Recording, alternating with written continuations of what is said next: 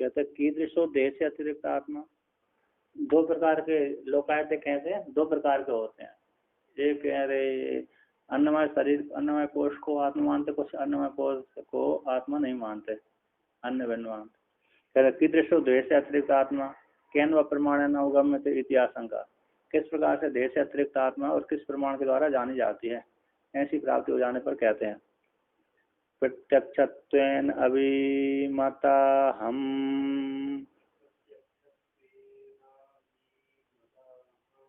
धीर देहातिरेकिणम गम एद इंद्रियात्मानं बचमित्यादि प्रयोगतः। कहते हैं प्रत्यक्षत्व रूप से अभिमत हम ज्ञान होता है ना, प्रत्यक्षत्व रूप से अभिमत स्वीकृत जो हम ज्ञान होता है वह देह से अतिरिक्त का ही होता है। जैसे देह से अतिरिक्त जो हम ज्ञान हो रहा है वह प्रत्यक्ष रूप से ही देह से अतिरिक्त का ही ज्ञान होता है।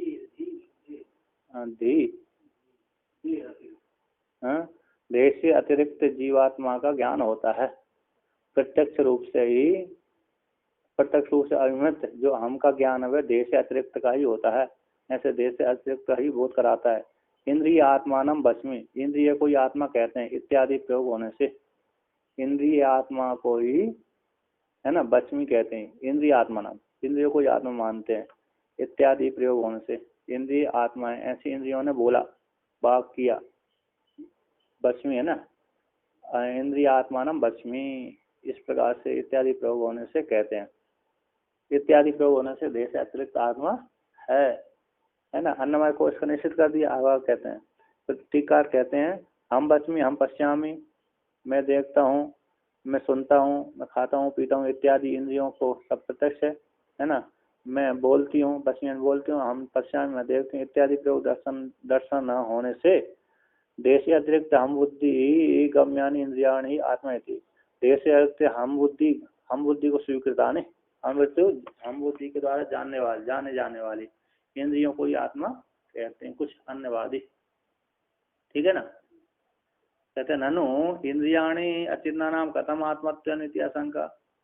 इंद्रियों का तो अचेतन है, अचेतन इंद्रियों को कैसे आप आत्मा कह रहे हैं इति आशंका को लेकर श्रुतिषु, कहते श्रुतिषु इंद्रिय संवाद श्रवणता, इस श्रुतियों में इंद्रियों के संवाद श्रवण होने से अचेतना तो उनको असिद्ध है, जड़ तो उनको कैसे हो गया असिद्ध है ना, असिद्ध है। तो कहते हैं वागादीनाम इंद्रियाणाम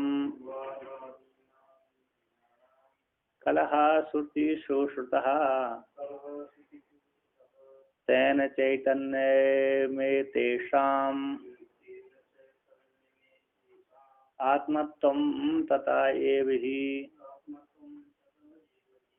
कहते हैं बाघादि नाम इंद्रियाणाम, बाघादि इंद्रियों हैं, ऐसी इंद्रियों का कलह श्रुति में सुना गया है। श्रुति से श्रुतियों में कलह सुना गया। बाघादि इंद्रिय है ना, बाघ इंद्रियों में कहाँ पर सुना गया, और छांदोग्य उपनिषद में बृहदारण्यक में कलह सुना गया। हम श्रेष्ठ हो, हम श्रेष्ठ हो, मैं श्रेष्ठ हूँ, मैं श्रेष्ठ हूँ, हाँ मैं श्रेष्ठ, मेरे बिना तुम कैसे रहोगे, है ना, मेरे बिना तुम कैसे रहोगे, झगड़ा करते हैं। जैसे जैसे वो है ना, कौन है कोई किसी ने कहा, किसी घर विवाह करके आया होगा, घर में विवाह करके आया होगा, तो विवाह करके आया तो बाद में विवाह करके आया तो उसने सोचा पत्नी को दबा कर रखना चाहिए, तो अरे दबा कर रखता था, तो मैं चला जाऊंगा क्या करूंगा, और उसको धमकाता था कि तू बात नहीं मानेगी तुम चला जाऊंगा, है क्या नहीं। पति उसको स्त्री को डरा करके धमका कर रखता था। अब कोई झगड़ा करे तो कहते तू झगड़ा करेगी, मेरी बात नहीं मानेगी तो मैं चला जाऊंगा। अब डर के रह जाए, हो सुनते सुनते डर जाती थी, चला जाएगा, कैसे काम चलेगा, कैसे काम चलेगा।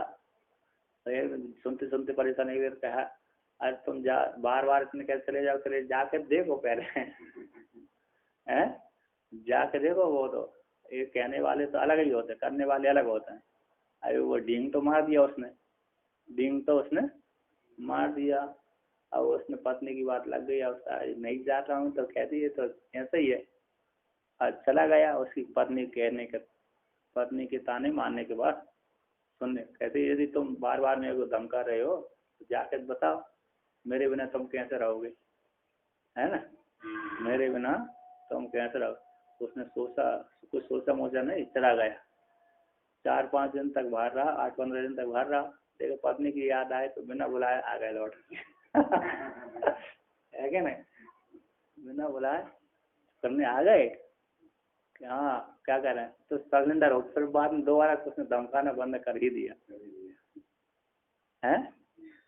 तो जान की बात नहीं कहना, यदि आपको बैराग होता तो चले गए तो लौट के नहीं आने थे, तो बैराग तो आप है नहीं है, तो फालतू धमकी बांधने से क्या फायदा। मैं चला जाऊंगा, चला जाकर देखो बस चले जाओ। हम तो जैसे पहले तुम जब तुम्हारे साथ थे वैसे पहले जैसे रहते थे, अभी भी तुम्हारे चले जाने के बाद भी सुखी से रह रहे हैं, है क्या ना।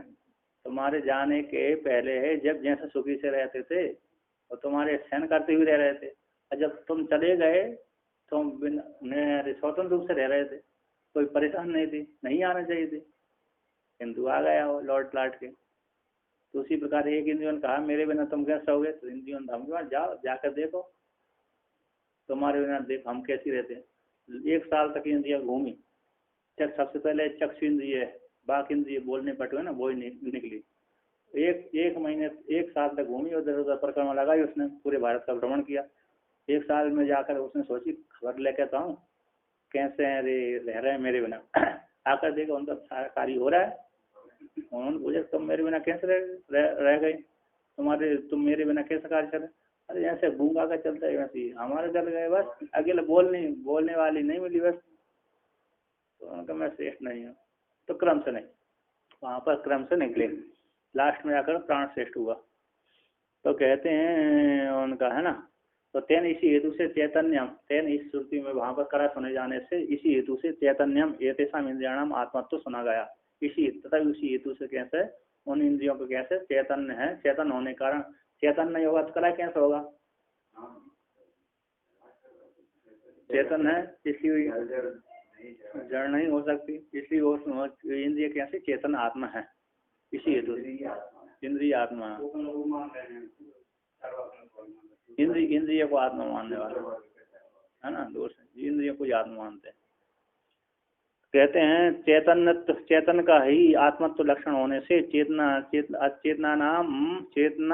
नाम इंद्रिया नाम आत्मत्व चेतन का लक्षण, चेतन का ही आत्मत्व लक्षण होने से चेतन जो इंद्रिय है उनका ही आत्मत्व सिद्ध है, आत्मत्व है ना, आत्मत्व इसी हेतु से आत्मत्व स्वीकार किया है। क्यों, चेतन कलय होने से, कलय कौन करता है, चेतन करता है। कहते हैं मतांतर को उत्थापन करते हैं, कौन से, जो इंद्रियों के बाद हिरण्यगर्भ वायु को इससे आत्मा मानते हैं। 10 इंद्रियां हो गई, 10 इंद्रिय के बाद प्राण आ गया, प्राण को है ना, प्राण को आत्मा, अन्नमय कोश, प्राणमय कोश, बीच में इंद्रिय आ गई थी, प्राणमय कोश आ गया, फिर मनोमय आ गया, मनोमय प्राणमय बुद्धि विज्ञानमय आ गया।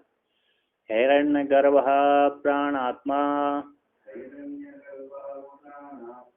बादीनस्ते त्वे बमुचिरे चक्षुराद्यक्षलोपेपि प्राणसत्त्वे तु जीवति।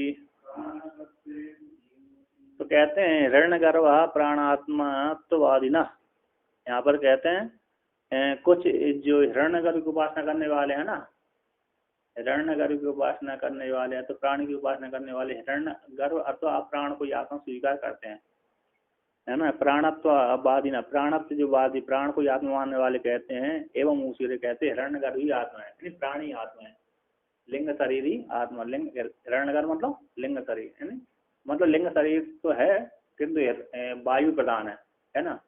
कौन है, हिरण्यगर्भ, हिरण्यगर्भ की उपासना करने वाले हिरण्यगर्भ को ही आत्मा मानते हैं। हाँ, तो कहते हैं चक्षुरादि क्यों, हिरण्यगर्भ को आत्मा क्यों मान रहे हैं, प्राण को आत्मा क्यों मान रहे हैं। समष्टि में हिरण्यगर्भ होता है, व्यष्टि में प्राण होता है। समष्टि में कौन होता है, हिरण्यगर्भ, व्यष्टि में प्राण हो गया। समष्टि में महावायु हो गई, व्यष्टि में प्राण कहलाया है, तो महावायु को हिरण्यगर्भ कहते हैं। तो ऐसे चक्षुरादि अक्षलोपे भी, चक्षुरादि का लोप हो जाने पर भी प्राण सत्य तो जीवती, प्राण के रहने पर व्यक्ति जीवित रहता है। चक्षु का लोप कहाँ हो जाता है, चक्षु का लोप सुषुप्ति में जाकर लोप हो जाता है।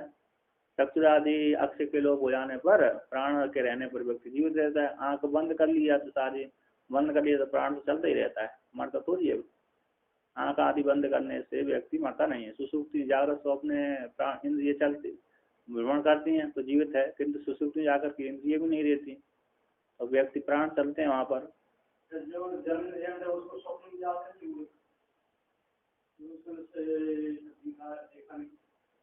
नहीं आते होंगे उसमें तो, हाँ तो उनको कम आता है, उनको नहीं आता। उनको सब जन्म स्वप्न तो आएगा, लेकिन शब्द शब्द ही अकेला सुनाई पड़ेगा। जन्मानंद देखो है ना, आकृति आकृति आकृति नहीं बनते, उनको शब्द अकेला सुनाई पड़ेगा। शब्द का तो स्मृति है, अपना अस्तित्व तो भान नहीं होता है, उनका अस्तित्व तो भान है नहीं कि मैं नहीं हूँ, ये तो नष्ट नहीं होता, मैं हूँ, इतना तो ज्ञान है उनको। तो शब्द वाला सोना है उसी प्रकार की। वहाँ पर गूंगा आदि देखेंगे, रूप नहीं दिखेगा। गूंगा जैसा तो सोचेगा, नहीं तो उसको स्वप्न नहीं आएगा ना बिल्कुल भी, है ना। उसको भी नहीं तो अवस्था तो है स्वप्न अवस्था, उसकी नष्ट ही हो जाएगी। तो सीधा जागृत और सुसुप्ति, जागृत सुसुप्ति, जागृत सुसुप्ति, तो बीच का हिरण्यगर्भ तो लोप ही हो जाएगा। होगा कि नहीं होगा, है हिरण्यगर्भ लोप हो जाएगा। उसको भी आएगा, उसको रूप नहीं दिखेगा लेकिन गूंगा तो दिखेगा, उसको गूंगा जानेगा अपने को, अस्तित्व तो भान होगा स्वप्न में। हाँ, रूप अकेला का ज्ञान नहीं हो रहा, कुछ कुछ ना सोच शब्द में हूँ, इस प्रकार से तेजस अभिमान छूट जाएगा उसका। क्या हो जाएगा, तेजस अभिमान छूट जाएगा। हाँ, तो कहते हैं अरे प्राण साधु जीवती, अरे कुछ लोग कहते हैं यहाँ पर प्राण है जागृत अवस्था सुषुप्ति अवस्था में चलता है, कुछ लोग कहते हैं नहीं अव्याकृत करता है। भगवान भास्कर ने उसको अव्याकृत माना है। सुषुप्ति अवस्था में प्राण कहता है, व्याकृत नहीं रहता। लेकिन देखते हैं पास वाले व्यक्ति से खर्राटे भरता है। क्या भरता है, खर्राटे भरता है। तो उस देखने वाले कहता है उसकी जिस जो व्यक्ति सो रहा है ना उसके लिए अव्याकृत करता है, दूसरे वाले को वाली व्याकृत है ना। जो सो रहा है ना उसको तो ज्ञान ही नहीं है कि मेरे प्राण चलना है नहीं चलना, उसी की दृष्टि से कहता अव्याकृत है। और भ्रांति से भी ज्ञान हो रहा है कि खर्राटे रह रहा है भगवान यानी, और लेता तो खर्राटे ही है। और तो व्याकरण है ना, तो वहाँ पर तो बृहद पांडर उसको नाम बुलाया, यदि प्राण को आत्मा मानते हैं निषेध कर दिया। यदि प्राण तो चल रहे हैं, प्राण तो वहाँ पर सुषुप्ति में चल रहे हैं तो उसको जागना चाहिए, क्योंकि प्राण चल रहे हैं तो चेतन है, चेतन है तो उसको चेतन हो तो जानना चाहिए उसको, क्योंकि वहाँ प्राण आत्मा नहीं है, जड़ है। यदि जड़ होने के कारण उसको आत्मा नहीं स्वीकार कर सकते, ऐसा वहाँ बृहद वर्णन किया। चलिए प्राण का आत्मा तो श्रुति लिंग को लेकर कहते हैं। कहाँ कहते हैं, प्राणो जागर्ति सुप्तेपि प्राणषष्ट्यादिकं श्रुतम् कोशः प्राणमयः सम्यक् विस्तरेण प्रपंचितः। कहते हैं प्राणो जागृति सुसुप्ति, सुसुप्ति अवस्था में प्राण जागृत रहता है।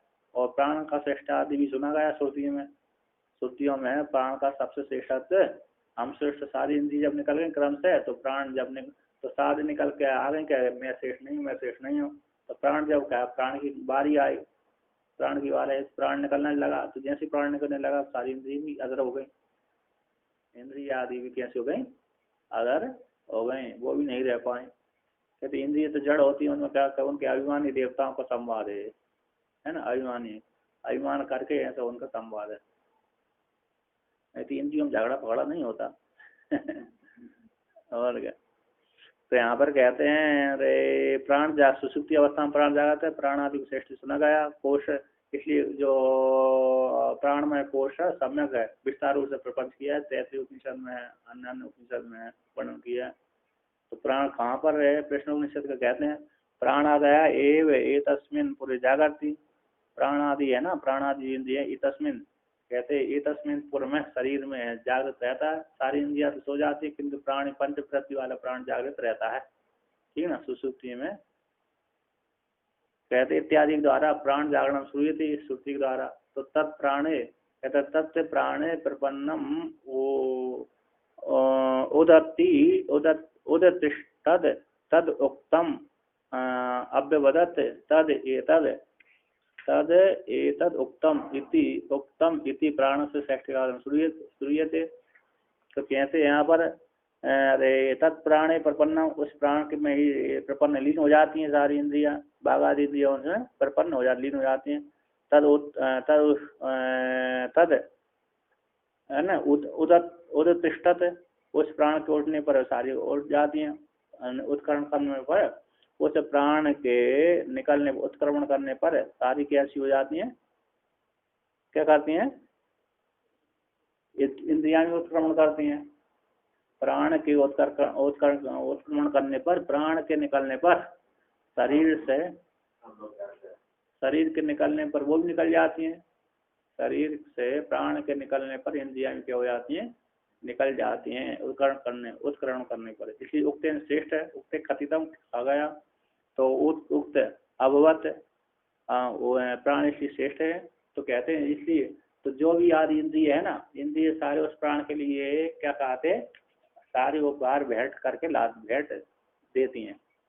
सारी इंद्रियां प्राण श्रेष्ठ होने से क्या तुम ही श्रेष्ठ, तुम्हारे बिना गाड़ी नहीं चलती, इसलिए सारी इंद्रियां अपने अपने विषय को ला करके उनको ही देते हैं, प्राण को ही भोग देते हैं, बलि देते हैं। तद एतद उक्तम तद एतद उक्तम श्रेष्ठत्व कहा गया है ना। इस प्रकार से उसको प्राण को है ना कहा प्राणस्य इदम बसे सर्वम इत्यादि प्रश्न। तो इस प्रकार से उसको श्रेष्ठत्व कहा गया। प्राण एतद, उस प्राण का एतद उक्तम श्रेष्ठ कहा गया। उक्त श्रेष्ठ, उक्त का मतलब और श्रेष्ठ है, तद उक्त कहा गया। तद उत्तिष्ठत उत्तम तद उत्तम तद अवत, तद उसके रहन कहते उस प्राण के उस प्राण के उत्क्रमण करने पर उत्क्रमण होता है, उसके प्राण के बैठने पर बैठती हैं इंद्रिय, उसके प्रवेश करने पर सारी प्रवेश कर जाती हैं। इसलिए प्राण श्रेष्ठ है। इसलिए कैसे प्राण उक्त यानी श्रेष्ठ है, उक्त का अर्थ हो गए कथी है श्रेष्ठत्व। ऐसा छांदोग्य उपनिषद के में वर्णन किया है इत्यादि श्रेष्ठ सुनते और आगे वर्णन करते हैं। कहते अन्य अंतर आत्मा प्राणमय, शरीर के भीतर तो अन्नमय कोश के भीतर प्राणमय अन्य अंतर भीतर प्राणमय कोश आत्मा है, स्थूल शरीर के भीतर अन्नमय कोश के भीतर अंतर आत्मा प्राणमय कोश आत्मा है। ऐसे फिर वर्णन किया इत्यादि का प्राणमय कोश को आत्मा थे। कोश प्रपंचता पंचकोश में विस्तार पूर्वक दिखलाया। आदि शब्द से प्राण संवाद आदि भी प्रवेश आदि का ग्रहण कर लेना चाहिए, है ना। अब यहाँ पर कहते प्राण में भी दोष देखने वाले को कहते नहीं ये प्राण आत्मा नहीं हो सकता। आगे कहते हैं प्राण से भी प्राणाद अपि अन्यतर मनसा आत्मत्ववादी न मतम दर्शते। प्राण के भीतर भी मनोमय कोश रहता है, उसको मन को ही आत्मा मानने वाले वादियों का ही मत को दिखलाते हैं। मन आत्मेति मन्यन्ता उपासन पराजन प्राणस्य भोक्तृतः स्पष्टा भोक्तृत्वं मनसस्ततः। मन आत्मा है ऐसे जो मन की उपासना करने वाले ना, मन उपासन पराजन, मन को ही आत्मा रूप से चिंतन करने वाले मन को ही आत्मा मानते। मन की उपासना करने वाले कौन होते हैं, मनोराज्य करने वाले मन को ही आत्मा मानते हैं, ठीक है ना। मन की उपासना पर है ना, इंद्रियों को एक व्यक्ति इंद्रियों को भी आत्मा मानते हैं, बहुत से व्यक्ति है ना, किसकी दृष्टि कहाँ लग जाए, कहाँ तक पहुँच जाए, उसी को आत्मा मान लेते हैं। कहाँ पर आएगा? हाँ, वहाँ पर आया, मांडू उपनिषद में आया। कौन?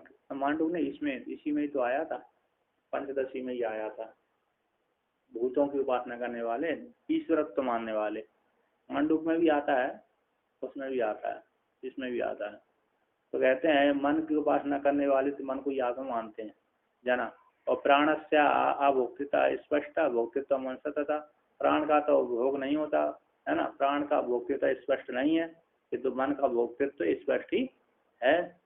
मन भोग करता है, इंद्रियों के माध्यम से मन भोग करता है, सुख दुख का भोग करता है। प्राण तो भोग करने नहीं जाता, किंतु प्राण के धर्म होते हैं। शुद्ध पिपासा है ना, शुद्ध और पिपासा प्राण के धर्म होते हैं।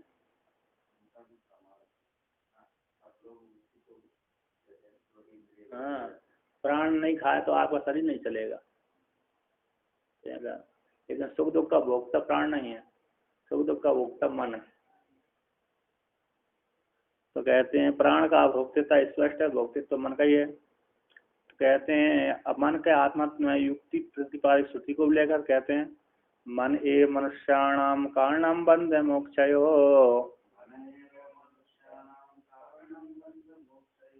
श्रुतो मनोमय कोशस तेनात्मेति ऋतम मनः। कहते हैं मन ए मनुष्याणाम कारणम बंध मोक्ष, बंधाय विषयासक्तम विमुक्त निर्विषयम स्मृतम इति, ऐसे शाक्ताय की श्रुति है। तो कहते हैं मन ही मनुष्यों का बंध और मोक्ष में कारण है। बंध और मोक्ष में कारण कौन है? मनुष्यों का मन ही है। विमुक्त निर्विषयम स्मृतम इति, है ना, विमुक्त निर्विषयम स्मृतम इति, ऐसा वर्णन है।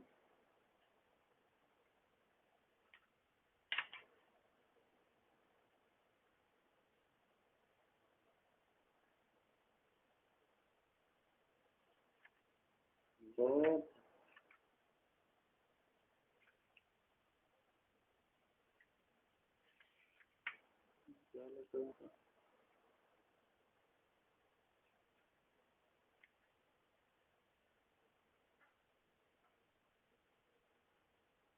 गीत लिखा था मैंने, गीत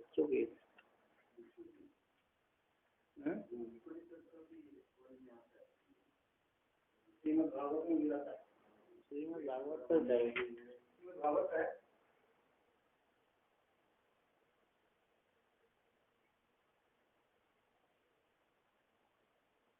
भागवत से लिखा था मैंने इसको तो।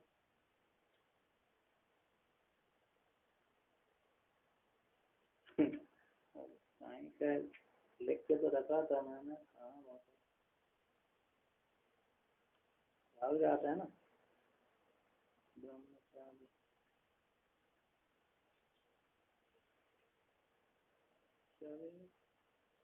नायम जनों में सुख दुख हेतु न देवता आत्मा ग्रह कर्म काला, मना कारण एवं आमनंति।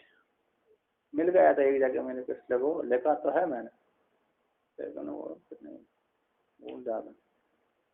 तो कहते हैं यहाँ पर, तो श्रुतो मनोमय कोश है ना, मनोमय कोश को ही आत्मत्व रूप से कहते हैं।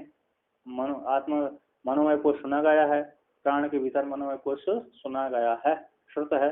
इसी हेतु श्रुत होने से आत्मा ईरितम मन, आत्मा को, मन को आत्मा कहते हैं, प्रतिपादन करते हैं। तस्मात् वा ये तस्मात् प्राणमयाद अन्यो अंतर आत्मा मनोमया इति रूप से वर्णन करती है। उससे प्राणमय कोश से भीतर अन्तर, अन्यो अंतर भीतर आत्मा जो मनोमय कोश है, इस प्रकार से वर्णन किया। इसी सुना गया, इसी हेतु सुना होने के कारण, श्रुति में सुने होने के कारण मनोमय कोश आत्मा है। मन के भी भीतर विज्ञानमय कोश है, मन के भी भीतर अंदर विज्ञानमय कोश का, आत्म विज्ञानमय कोश को आत्मा मानने वाले बौद्धों के मत को भी दिखलाते हैं, ठीक है ना। विज्ञानमात्मेति पर पर आहु क्षणिकवादिनः यतो विज्ञानमूलत्वम् मनसो गम्यते स्फुटम्।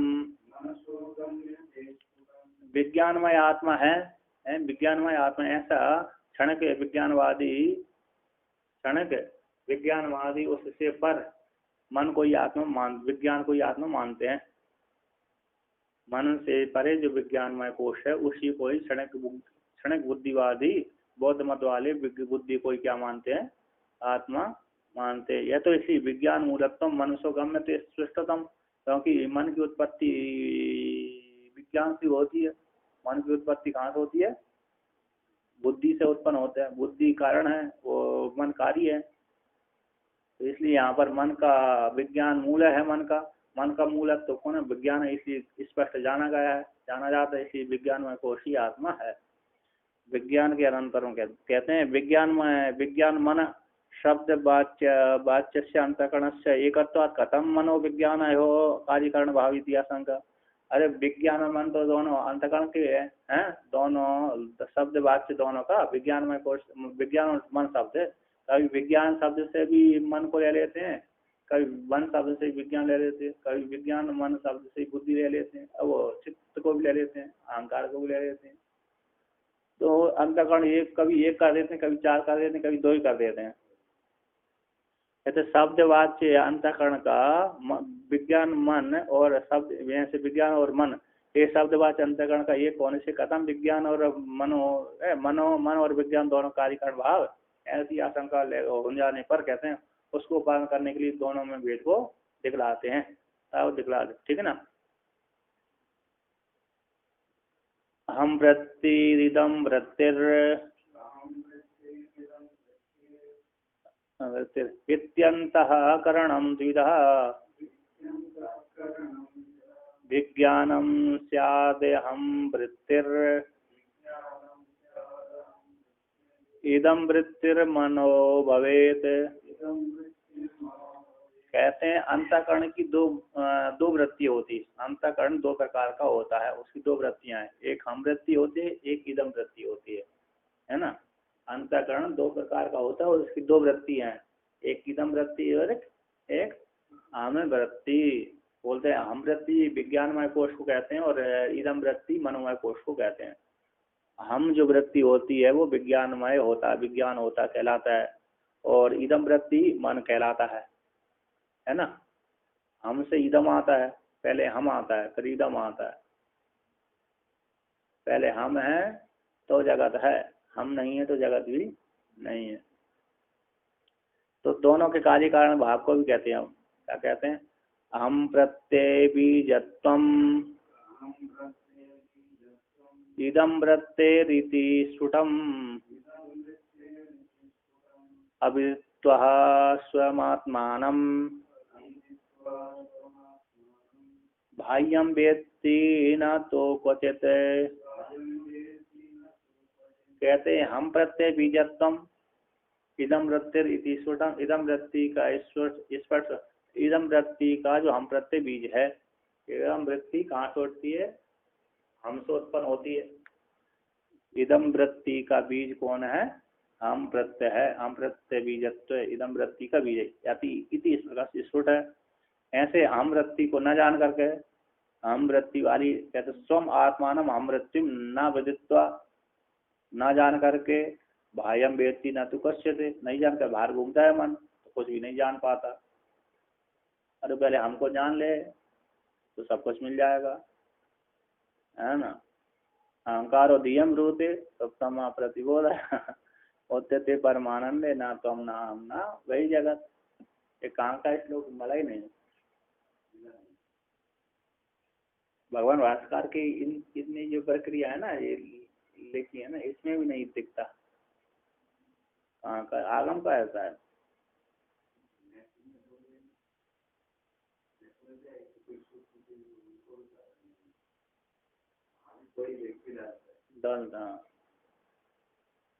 तो कहते हैं तो यहाँ पर कहते हैं मेरे कैसे क्या बोलते हैं, तो ना जान करके बाहर भीतर घूमता है ना, अपनी स्व आत्मा बुद्धि को न जान करके मन इधर उधर घूमता है। तो ना भाई हम व्यक्ति कुछ भी नहीं जान पाता। भाई ये जब व्यक्ति है ना, कुछ भी भाई है, कुछ भी कहीं पर भी कुछ है नहीं जान पाता। हम वृत्ति के उदय अभाव हो, या हम वृत्ति के उदय हम वृत्ति है ना, हम वृत्ति के उदय के अभाव हो जाने पर, हम वृत्ति के उदय का अभाव हो जाने पर इदम वृत्ति का अनुदय हो जाता है। अनय दोनों का कार्य कारण भाव है। हम वृत्ति उत्पन्न नहीं हो रही, इदम वृत्ति कैसे उठेगी है? अरे हमकार उठ ही नहीं रहा, हमकार है ही नहीं रहा, अहंकार है, अस्मिता है ही नहीं है, अस्मिता नहीं हो रही तो इदम कैसे आएगा?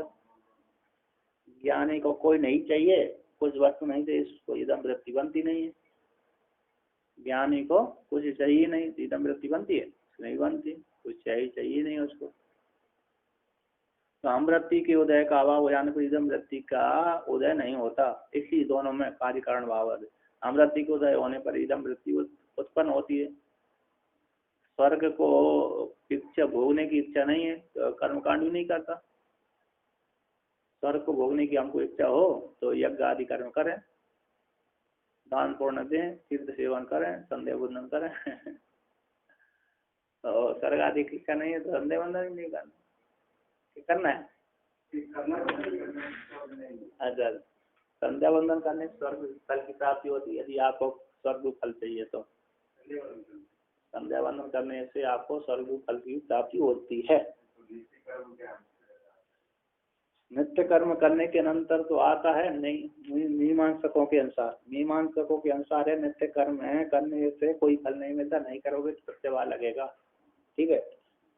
तो किंतु सिद्धांत के अनुसार कहते हैं यदि अरे न करने से अभाव से ही प्रत्यय हो जाता तो जगत की ऐसी प्राप्ति हो जाएगी। अभाव से यदि भाव की प्राप्ति हो जाए क्या हो जाएगा? सारे जगत में विप्लव हो जाएगा। जिसने अरे कर्म नहीं किया उसको फल की प्राप्ति, जिसने चोरी नहीं की उसको भी अरे चोरी की सजा मिल जाए तो जगत में विप्लव हो जाएगा। इसलिए संध्या बंदन करने से कोई ना कोई फल मिलता है ना। उन्होंने कहते संध्या बंदन करने से अरे प्रत्यवाह, नहीं करने से प्रत्यवाह लगेगा, और नहीं करने से कैसे लगेगा? चोरी हमने की है नहीं तो पाप कैसे भोगना?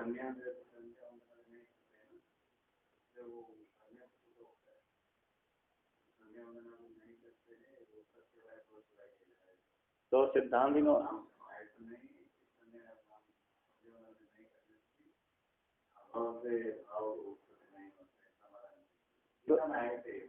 तो वहाँ पर कहते नहीं, संध्या बंदन आदि करने से आपको फल चाहिए तो स्वरूप फल की प्राप्ति हो जाती है, नहीं फल चाहिए तो अंतर्गत शुद्धि में हेतु बनता है। वो दो है। यदि संध्या बंदन नहीं करने, संध्या बंदन किया उसको फल नहीं चाहिए तो अंतर्गत शुद्धि हो जाएगी, फल चाहिए स्वरूप फल की प्राप्ति हो जाएगी। गायत्री मंत्र है ना, तो गायत्री मंत्र है तो उसका फल तो मिलेगा। बोलते एक 10 गायत्री मंत्र जाप करने से आपके जो दिन भर के पाप नष्ट हो जाते हैं, है ना। सुबह के शाम के एक दिन के, और जिससे 20 एक माला जाप करने से आपको कई दिनों के पाप नष्ट हो जाते हैं।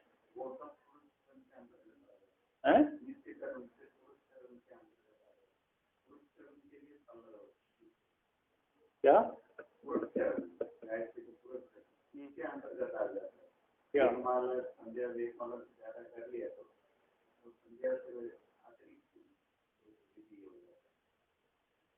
हाँ, सामान्य भी हो जाते हैं।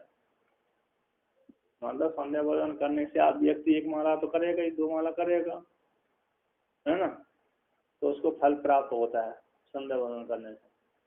न भाव विद्यते सता, न भावो विद्यते सता, है ना। अभाव से भाव की प्राप्ति नहीं होती इस प्रकार से। तो वहाँ पर सिद्धांत संध्या बंदन करने से क्या होता है? फल की प्राप्ति होती है, ठीक है ना।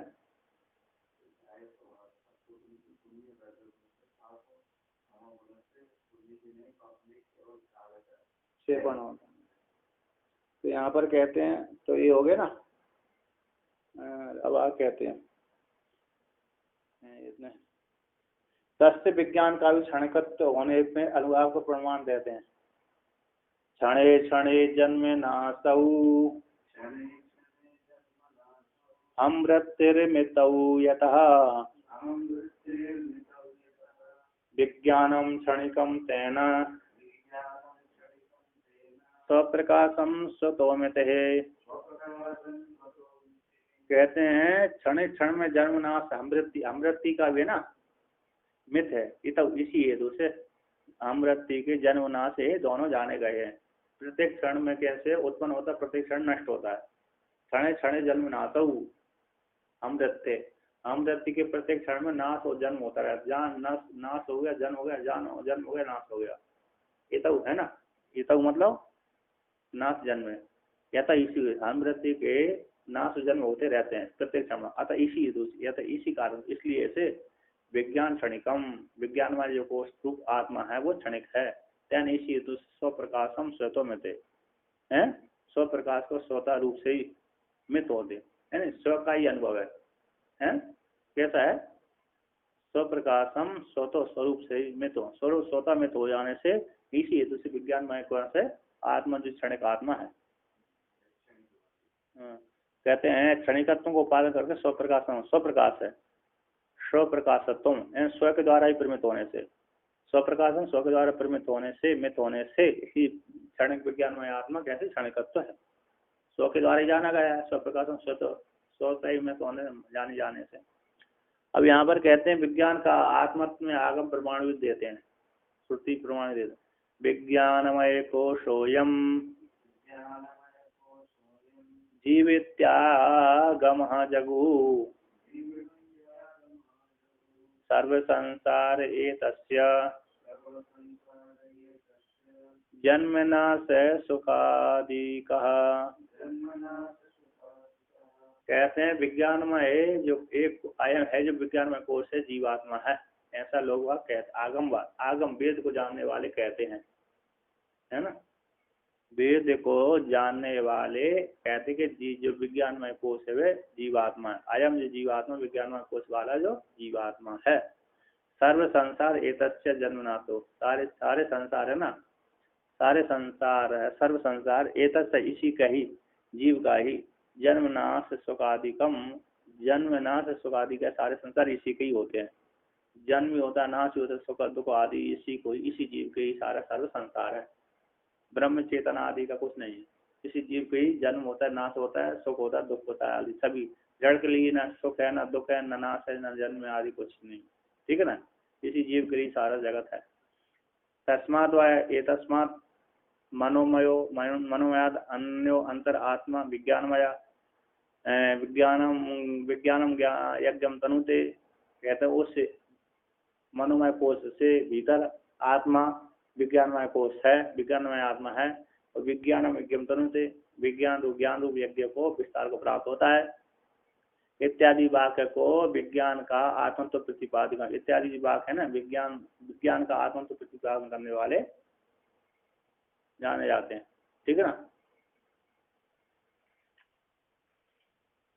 अब आगे कहते हैं बौद्ध के अवान्तर वेद को लेकर के शून्यवाद के मत को भी टकराते हैं। विज्ञानम क्षणिकम नात्मा विद्युदभ्र निमेषवत् अन्यस्यानुपलब्धत्वात् शून्यम माध्यमिका जगुः। माध्यमिक लोग कहते हैं कि क्षणिक विज्ञान ना आत्मा, क्षणिक विज्ञान आत्मा होने के नहीं होने के योग्य नहीं है, क्षणिक का विज्ञान आत्मा नहीं है। विद्युत अभ्र निमेषवत्, जैसे बिजली चमकती है, बादल आते हैं, निमेष के समान आते हैं, निमेष के समान चले जाते हैं, नष्ट हो जाते हैं, नष्ट होते हैं, उत्पन्न हो जाते हैं, नष्ट हो जाते होते हैं। विद्युत की क्षणिक आदि है, क्षण भर में कैसे हो जाती है, जैसे सड़की पर नष्ट हो जाती है। अभ्र भी बादल आदि भी कैसे आते हैं, अरे थोड़ी देर आते हैं, बादल आया वर्षा की, अथवा बादल आया हवा के द्वारा इधर भीतर हो जाते हैं। और निमेष पलक आदि थोड़ी देर में गिरती है, थोड़ी देर में उड़ती है, थोड़ी देर में गिरती है, थोड़ी देर में उड़ती है। उसी प्रकार एक क्षणिक विज्ञान में है, वो आत्मा नहीं होता। कहते हैं अन्य, कहते अन्न का है ना, अन्य से अनुपलब्धात, और क्षणिक होने से, नष्ट होने से, उत्पत्ति उपरांत वाली होने से आत्मा है, ये विज्ञान में आत्मा है नहीं है। इसलिए अन्य की उपलब्धि न होने से, अन्य से उपलब्धि न होने से, अन्य की उपलब्धि न होने से शून्यम, शून्य को आत्मा कहते हैं। माध्यमिक लोग कहते हैं शून्य ही आत्मा है, ठीक है।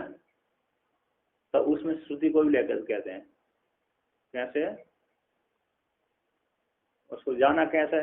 जैसे कुछ नहीं जाना, स्वयं ने जाना, बिना इंद्रिय के साक्षी है ना, साक्षी का वर्णन करिए। वृत्ति वृत्ति विवधानम बिना अप्रोक्षात अप्रोक्षत्वम, वृत्ति विवधानम बिना अप्रोक्षात अप्रोक्षत्वम, वृत्ति के बिना जो साक्षात रूप से जानता है साक्षी, उन्होंने जान लिया साक्षी रूप से, वृत्ति के बिना ही जान लिया, वृत्ति के विवधान के बिना।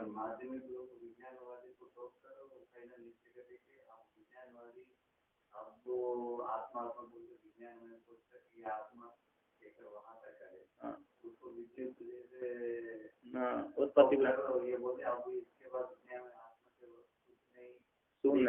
शून्य, शून्य आत्मा कहते हैं। उसमें श्रुति भी है, ऐसी वैसी नहीं है, श्रुति है। अस देवेदमित्यादौ इदमेव श्रुतं ततः ज्ञान ज्ञात्मकं सर्वं जगत भ्रांति प्रकल्पितम। असादेव इदम अगर आसीत, छांदोग्योपनिषद श्रुति है। असतीता, सृष्टि से पहले सब कुछ असती था। असदेव इदम अगर आसीत, सृष्टि से पहले जो कुछ भी आपको दृश्यमान था वो जगत सारा असत ही था।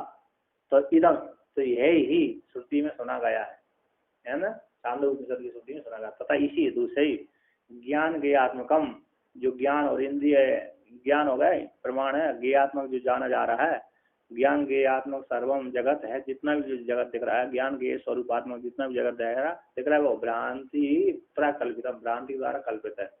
ऐसे स्वप्न में ज्ञान ज्ञात्मक जगत दिखता है, भ्रांति को द्वारा ही दिखता है, सत्थोरी है नहीं है। उसी प्रकार ये भ्रांति द्वारा दिख रहा है। इतने तक तो वेदांत की वेदांत भी यहाँ में आवर लेता है, लेकिन सुनने को हाँ में हाँ नहीं बढ़ता। वेदांत बात भी इनकी यहाँ में हवा लेते हैं कि जो भी जगत आज दिख रहा है, अरे ज्ञान ज्ञात्मक संपूर्ण जगत दिख रहा है वो भ्रांति के द्वारा कल्पित है। इतना तो वेदांति भी स्वीकार करता है, लेकिन वो शून्य को स्वीकार करे उसको नहीं स्वीकार करता। कहते हैं शून्य से, शून्य का ही तद्रूपत्व प्रतिमान होने से, शून्य का ही तद्रूपत्व प्रतिमान शून्य जगत का भी का गति, तो ज्ञान ज्ञात्मक शून्य का तद्रूपत मान लेने पर तो प्रतिमान जगत की क्या गति होगी? कहते जो शून्य सब कुछ शून्य मान लिया तो जगत तो दिख रहा है ना, तो इसकी क्या गति होगी? कहते सब भ्रांति के द्वारा दिख रहा है। भ्रांति के द्वारा व्यक्ति भ्रांति भय का भूत भरा जाता नहीं जाता, जिसको भय का भूत भरा गया मुश्किल से निकलता है उसको, जिसको शंका हो गई, ये व्यक्ति ने मेरे को इस प्रकार से बोला था, तो मुश्किल से वो शंका समाधान हो पाती।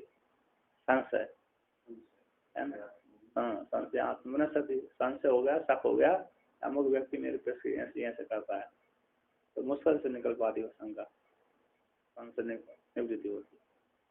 तो ये तक मत को दूषियति, इस मत को खंडन करते हैं। क्या कहते हैं? निरादिष्टान विभ्रांतिर अभावाद आत्मनोस्थिता शून्यस्यापि सा साक्षित्वाद अन्यथा नोक्तिरस्यते। कहते बिना अधिष्ठान के भ्रांति न होने से, बिना अधिष्ठान के भ्रांति का अभाव होने से आत्मा को अस्तित्व रूप से स्वीकार कर लेना चाहिए। तो शून्य का भी साक्षी के, शून्य का भी कोई ना कोई साक्षी है, साक्षी होने से अन्यथा न उक्ति अस्तित्व, तुम्हारी जो उक्ति के सर्वम शून्यम, ये उक्ति भी तुम्हारी सिद्ध नहीं हो सकती है ना। शून्य का भी कोई ना कोई साक्षी होना चाहिए। जो आपने सब संपूर्ण जगत को मिथ्या सिद्ध किया ना, उसका भी कोई ना कोई साक्षी जान लेना चाहिए। नहीं तो तुम शून्यवादी की जो युक्ति दी है ना, सर्वम शून्यम, ये युक्ति कैसी हो गए? मानने योग्य नहीं होगी। नहीं तो शून्य को जाना किसने है ना, जिसने जाना तो क्या सर्वम शून्यम, और सब कुछ आपने अपने को शून्य कह दिया, ठीक है, सर्वम शून्य, मैं शून्य, फिर आप दूसरे से कैसे बोल रहे हैं सर्वम शून्य में? दूसरे को बोलने के अधिकारी तो आप बचे नहीं है। तो इसलिए उसको तुम्हारी उक्ति, स्वयं की उक्ति को मानने के लिए तो किसी न किसी अधिष्ठान को स्वीकार करना चाहिए।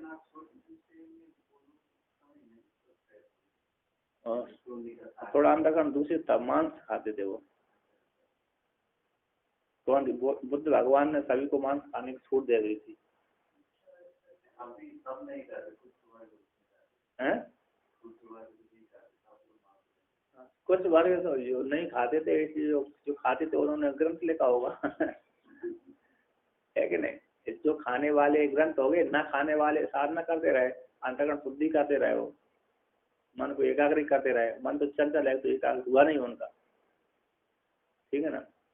और जिन्होंने ग्रंथ लिखा वो मांस खाने वाले थे, बुद्धि मलिन हो गई, है ना।